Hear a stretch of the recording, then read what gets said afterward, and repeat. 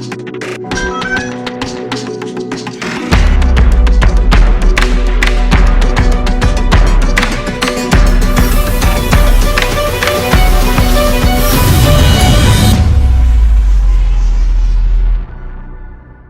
everybody, today we're going to be unboxing the Yuneec Mantis Q. I just picked this up from Best Buy. I bought it and they shipped it out and I got it the next day. So that was pretty cool. Saved me from having to drive 12 miles to another Best Buy because the one I go to all the time didn't have one in. And you know, driving 12 miles in Pittsburgh is like driving, 75 or 80 miles anywhere else. So, the infrastructure of this town is so bad because of all the mountains. There's no highway system in Pittsburgh, okay? They've got a couple of what they call the parkways, the Parkway East and the Parkway West, and those things are constantly just... It's a nightmare, okay? To get anywhere in this town, it's all side streets and back roads, up and down mountains. It really sucks, okay? So I just ordered it online. It was like, was it Thursday? I went online. I went to Best Buy on Thursday afternoon, and they said, they didn't have any, which I knew they didn't. But I was trying to get them to go get me one from the other store, and they said, screw you, you go get it. So I just grabbed my phone and looked on there, and it said, well, if I ordered it by 7 o'clock, that they would have it to me the next day, and sure enough, they did. So that's cool. Okay, let's open the box and get it over with. There's what you get in the box. Don't forget to register your product and know before you fly, the typical mumbo jumbo.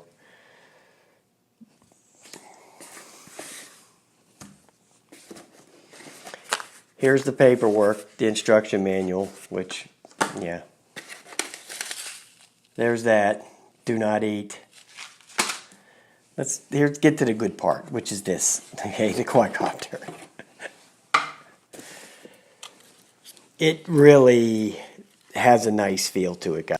The back first, and there's the front, and there it is right there. Now it uses a 2-axis gimbal, or maybe a 1-axis gimbal with image EIS. And it's got dampers on it. They're two-way, actually, up this way, and it's probably just sitting on some rubber little nub up there. And on the side here, it's got the micro SD card slot. They give you one in there. It's a 16 gig. And they have the USB-C port, so you can just access the files if you don't want to take the card out. It's not for charging. And they have some ventilation in here. The motors are quite large. If you want to compare it to the Spark, there you go. Now this is actually in the Spark market. This is what this is going against. I wouldn't compare this to the Mavic Air because the Mavic Air has a superior camera. This is more like competing with the Spark, but it does have 4K. But the 4K is not stabilized, so I wouldn't buy this to shoot 4K video. It's like 4K of the JME drone, But it has the flight time. That's one of the big pluses of this thing is the flight time. Because I'm very disappointed. As much as I love the Spark, and the Spark is a great quadcopter, but the flight time is terrible. They advertise 16 minutes of flight time, but it's nowhere close to. I've never gotten anywhere close to 16 minutes. I get it like 11 minutes. This battery on this thing is big. I think it's a 2800 milliamp hour. The Spark only has a 14 a 1480 or something like that. So this battery is substantially bigger. And supposedly this thing says it's 33 minutes of flight time, but you know that's not happening, right? It's most likely going to be 25 or 27 minutes, which is good. You know, that's great. That would be, you know, way better than the Mavic Air or the Mavic Pro. So it does have a really nice feel to it. So I'll give it that. It has a nice, the build quality on it's very nice. And there ain't a lot to this. And I'm not taking it up in here because I haven't taken it outside and I have not calibrated the compass yet. So I'm not going to fly it in the house. Because I did that with the Jamie drone and I didn't calibrate the thing first and I flew it in the house and it went all nuts. Here's the transmitter. It's very nice. It has a very nice feel to it also. It reminds me of the Anafi transmitter, basically, because it works the same way. Except on this one, you have to actually turn it on. The Anafi one turns on when you open the flap here.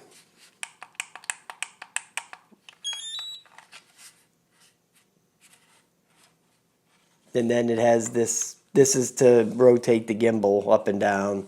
And then this is a programmable dial. You can program, you know, ISO settings or stuff, whatever you want. There's a big list in the app that you can program this little wheel for. Then there's your connection to connect your phone. And I don't know what that's another USB-C. Oh yeah, that's to charge the controller. Okay. Okay, dummy. There's the return to home button right there. There's the sport mode button right there. Okay, that's for the sport mode. That little blue light, I guess. No, the blue light flashes all the time. That's a Wi-Fi signal light. But that's the sport mode. And this thing is very fast. From what I've seen, it goes 45 miles an hour, which is actually faster than the Mavic Pro. So I was pretty impressed with that because Captain Drone had a video on it, and that thing was ripping when he put that in sport mode. That thing really ripped. Here you got the spare props, and they give you a whole set and screws because you have to use a screwdriver to remove the props. It's a little number. Looks like a 0.5 Phillips. I don't even, yeah, it's even smaller than a number 1, so it's like a 0.5 Phillips. But the battery charger is nice, which I thought was a pretty nice deal because it gives you the 3 slots on this charger. So you didn't have to buy like the Fly More pack to get the nice charger. They give you the nice charger. They probably do that to encourage you to buy more batteries. That's what I would suspect. So they give you the nice charger out the door. So, oh, okay, I got 2 more spots here. I can buy some more batteries. Then won't have to worry about buying the charger, which I thought was a pretty good idea. So I give them props for doing that. But and then here's the power brick and that stuff. That's all in here. And they give you a spare USB-C cable, a little short one. You could use that to hook up your phone also. But I use the iPhone, so I can't use that. There's the props. There's the packaging for the charger. And the app, now you just go to the App Store or the Google Play Store and just type in Yuneec Mantis and the app will come up. The first thing that comes up, that's the one you want. It kind of gives you a little bit of bogus information if you go on the Yuneec YouTube channel and watch this getting started video. They tell you to get the app, all you have to do is scan this QR code in here. But I found out that doesn't work. Well, it doesn't work for iPhone. It might work for the Google Play, but it doesn't work for the iPhone. But this little QR code here on the side, right here, is what you have to scan with your phone to bind the controller to the quadcopter. What you do is you turn on the app. Now, because I already did it, I'm not going to be able to demonstrate it. Forgot to mention this on the bottom. You know, it has the optical flow sensor and the positioning sonar and all that. Now it says here, device connected. You see it right here as I'm picking it up and moving it around. Then it has your map screen. The transmitter and the app, it's laid out just like the DJI stuff. You know, it's not real hard stuff. It has all your telemetry down here at the bottom.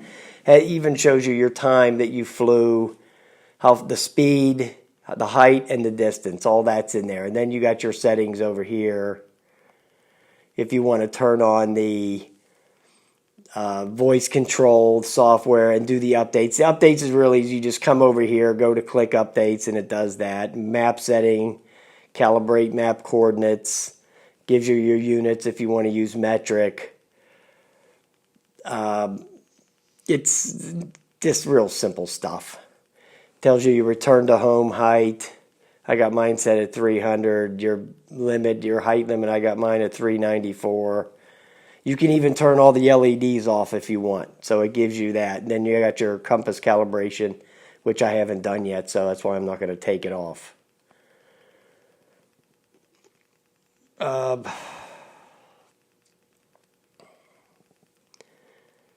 It gives you your controller options here.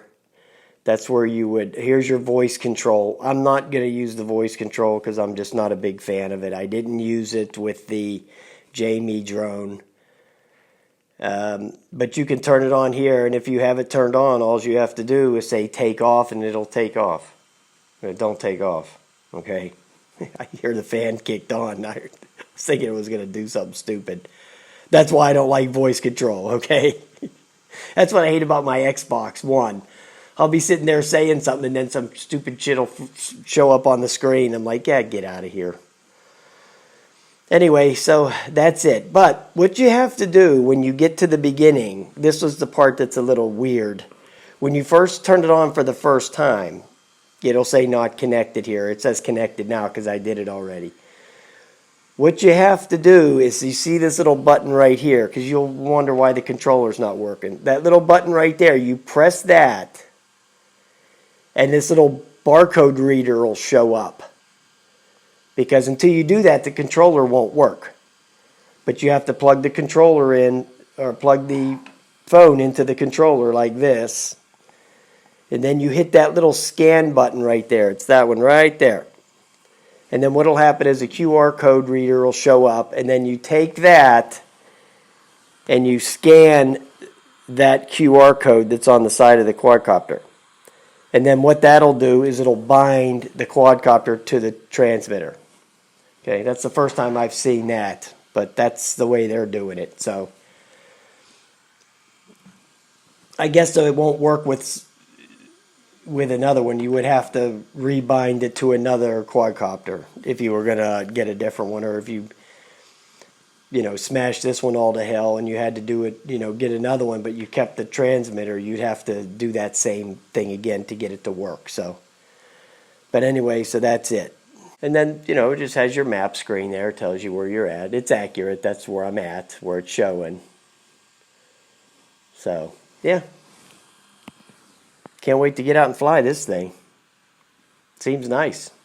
Has a real nice build to it. Now, for the money, I mean, I would take this over in a heartbeat over the Spark. As much as I love the Spark, this thing's got that beat by a long shot with the flight time. It's more than double, almost triple, actually, because the Spark, I told you, I only get 11 minutes out of that thing.